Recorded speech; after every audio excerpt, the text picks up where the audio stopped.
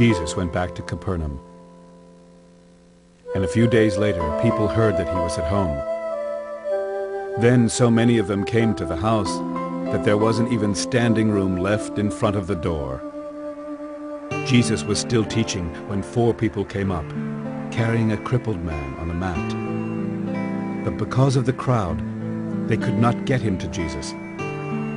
So they made a hole in the roof above him and let the man down in front of everyone. When Jesus saw how much faith they had, he said to the crippled man, "My friend, your sins are forgiven." Some of the teachers of the law of Moses were sitting there. They started wondering, why would he say such a thing? He must think he is God. Only God can forgive sins. Right away, Jesus knew what they were thinking. And he said, "Why are you thinking such things? Is it easier for me to tell this crippled man that his sins are forgiven, or to tell him to get up and pick up his mat and go on home? I will show you that the Son of Man has the right to forgive sins here on earth." So Jesus said to the man, "Get up, pick up your mat and go on home." The man got right up. He picked up his mat and went out while everyone watched in amazement. They praised God and said, "We have never seen anything like this." Once again, Jesus went to the shore of Lake Galilee. A large crowd gathered around him, and he taught them. As he walked along, he saw Levi, the son of Alphaeus. Levi was sitting at the place for paying taxes, and Jesus said to him, "Come with me." So he got up and went with Jesus. Later, Jesus and his disciples were having dinner at Levi's house. Many tax collectors and other sinners had become followers of Jesus, and they were also guests at the dinner. Some of the teachers of the law of Moses were Pharisees, and they saw that Jesus was eating with sinners and tax collectors.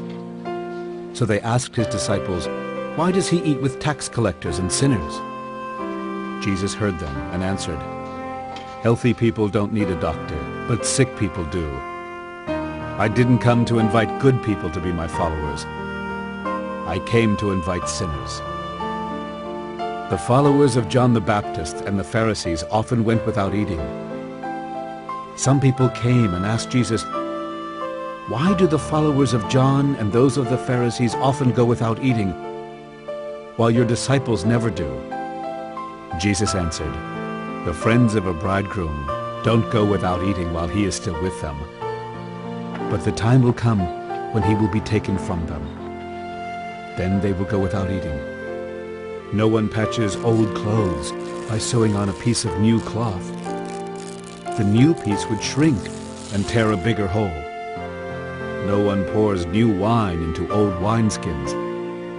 The wine would swell and burst the old skins. Then the wine would be lost, and the skins would be ruined. New wine must be put into new wineskins." One Sabbath, Jesus and his disciples were walking through some wheat fields. His disciples were picking grains of wheat as they went along. Some Pharisees asked Jesus, "Why are your disciples picking grain on the Sabbath?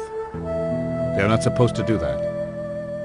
Jesus answered, "Haven't you read what David did when he and his followers were hungry and in need?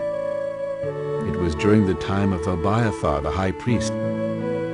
David went into the house of God and ate the sacred loaves of bread that only priests are allowed to eat. He also gave some to his followers." Jesus finished by saying, "People were not made for the good of the Sabbath. The Sabbath was made for the good of people. So the Son of Man is Lord over the Sabbath."